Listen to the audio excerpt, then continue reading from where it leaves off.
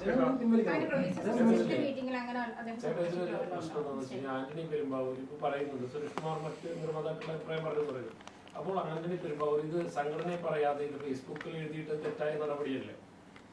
അല്ല, ഞാൻ പറഞ്ഞല്ലോ, പുള്ളിയുടെ അദ്ദേഹത്തിൻ്റെ ഒരു വിഷമം ഇവൻ അറിയിച്ചു എന്നുള്ളത് മാത്രമാണ്. ഇവർ തമ്മിൽ നല്ല തിക്ക് ഫ്രണ്ട്സാണ്. ലാലേട്ടനായിക്കോട്ടെ, സുരേഷ് ഏട്ടനായിക്കോട്ടെ, ആന്റണി ചേട്ടനായിക്കോട്ടെ, എല്ലാവരും നല്ല ഫ്രണ്ട്സാണ്. അതിൻ്റെ അകത്ത് യാതൊരു ഡൗട്ടും ഇല്ല. പക്ഷേ ഒരു കാര്യം വന്നു, പക്ഷേ അതൊരു പബ്ലിക് ഫോറത്തിൽ കൂടെ വന്നു പോയി, അല്ലെങ്കിൽ ഒരു മാധ്യമത്തിൽ കൂടി അത് പറഞ്ഞു, വേറൊരാൾ ഒരു ഫേസ്ബുക്കിൽ കൂടെ ഒരു പോസ്റ്റ് ഇട്ടു.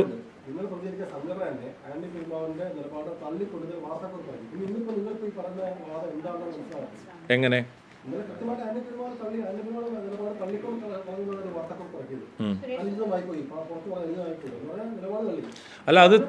അല്ല തീർച്ചയായിട്ടും ഒരു സംഘടന എന്നുള്ള ഒരു നിലയ്ക്ക് അങ്ങനെ ഒരു ലെറ്റർ എഴുതണല്ലോ. കാരണം അതിൻ്റെ അകത്തൊരു മെമ്പർ കാട്ടി, ഇപ്പം ഞാൻ ചോദിച്ചിട്ട് അമ്മ അസോസിയേഷനിൽ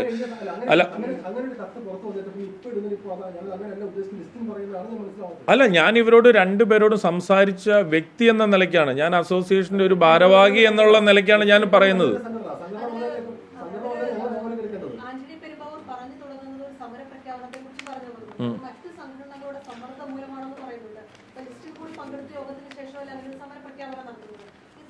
അല്ല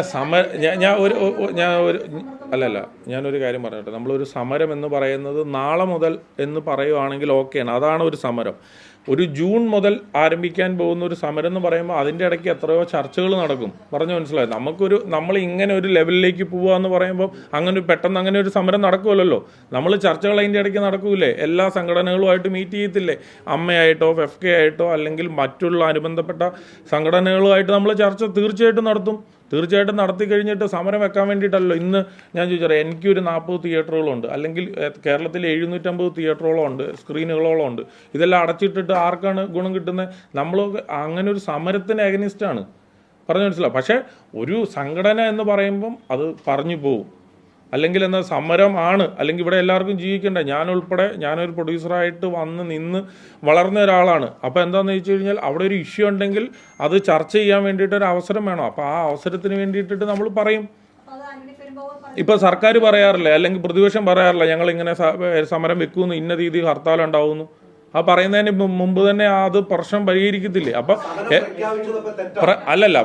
ഒരു മിനിറ്റ്, അങ്ങനെ ഒരു എക്സാക്റ്റ് ആയിട്ട് ഒരു ഡേറ്റിൽ ഒരു സമരമായിട്ട് ഞങ്ങളിങ്ങനെ ഉദ്ദേശിക്കുന്നു, ഞങ്ങളിങ്ങനെയൊന്നും നടന്നില്ലെങ്കിൽ ചിലപ്പോൾ സമരത്തിലേക്ക് പോവാം, അങ്ങനെയാണ്. അതാണ് ഇപ്പൊ വാക്കുകൾ ഇപ്പൊ ആർക്കും വന്നിട്ട് ഇവൻ ചെറുതായിട്ട് തെറ്റിപ്പോവാലോ. പറഞ്ഞു മനസ്സിലായോ? അല്ലാണ്ട് നമ്മൾ ജൂൺ 1-ാം തീയതി മുതൽ സമരം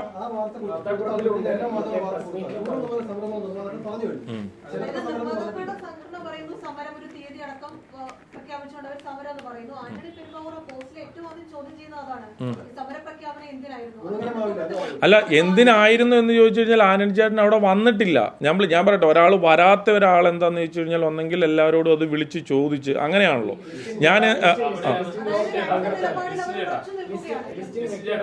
അല്ല ഒരാൾ ചോദിച്ചാൽ എനിക്ക് അങ്ങോട്ടോ ഇങ്ങോട്ടോ നോക്കാം, അതുകൊണ്ടാണ് ഞാൻ പറഞ്ഞത്. അല്ല ഒരു സെക്കൻഡ്, ഞാൻ ഒരിക്കലും സമരത്തിന് അനുകൂലമായിട്ടുള്ള ഒരാളല്ല. ഞാൻ ആ സംഘടനയിൽ നിൽക്കുമ്പോൾ അങ്ങനെ ഒരു സമരത്തിനെ വന്നിട്ട് നമ്മൾ 100% പിന്തുണയ്ക്കും. കാരണം എന്തിനും സമരം അല്ലല്ലോ പരിഹാരം.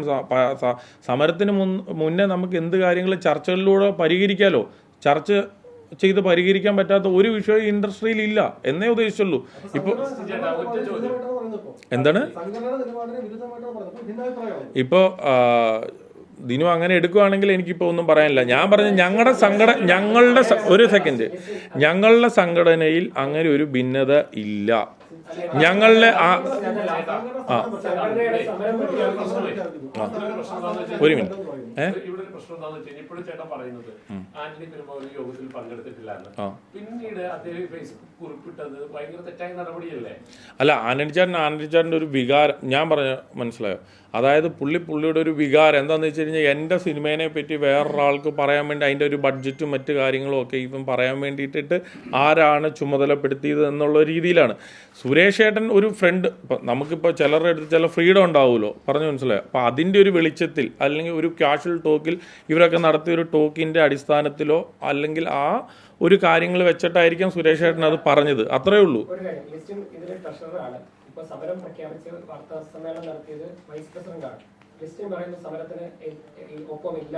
അല്ല, അങ്ങനെയല്ല, സമരത്തിന് ഒപ്പം ഇല്ലാതെ അല്ല ഒരു മിനിറ്റ്, ഞാൻ പറയുന്നത് നിങ്ങൾ വീണ്ടും തെറ്റിദ്ധരിപ്പിച്ചിട്ട് എനിക്ക് പണി കിട്ടുന്ന പോലെ ആക്കരുത്. അതുകൊണ്ടിട്ടല്ല ഞാൻ പറഞ്ഞത്. അല്ലല്ല, ഞാൻ പറഞ്ഞത് ജൂൺ 1 നമ്മൾ സമരം ഇവ സമരത്തിലേക്ക് പോകുമെന്ന് പറഞ്ഞു കഴിഞ്ഞാൽ ഇതൊന്നും നടന്നില്ല എങ്കിൽ ഞങ്ങൾ ആ ഘട്ടത്തിലേക്ക് അങ്ങനെ തീരുമാനിക്കേണ്ടതായിട്ട് വരും എന്നാണ് അവിടെ ഡിസ്കസ് ചെയ്തത്. അല്ലല്ല, അതാണ് ഞാൻ പറയുന്നത്. ഇപ്പോൾ ഓരോരുത്തർ ഓരോ കാര്യങ്ങൾ സംസാരിക്കുമ്പോൾ ഓരോ വിധത്തിൽ സംസാര ശൈലി, ഇപ്പോൾ ഞാൻ ചോദിച്ചല്ലോ, തിരുവനന്തപുരം ഭാഷയാണോ എറണാകുളം ഭാഷയാണോ കോഴിക്കോടുള്ളത്? പിന്നെ ഓക്കെ, ഞാൻ പറഞ്ഞല്ലോ, നമ്മൾ ഒരിക്കലും ഒരു സമരത്തെ അനുകൂലിക്കുന്ന ഒരാളല്ല ഒരിക്കലും. എന്ന് വെച്ച് അവിടെ ഇങ്ങനെ ഒരു ഇഷ്യൂ ഉണ്ടായി കഴിയുമ്പോൾ നമ്മൾ അതിനോടൊപ്പം അത് പരിഹരിക്കാൻ വേണ്ടിയിട്ട് നിൽക്കുന്ന ആളാണ്.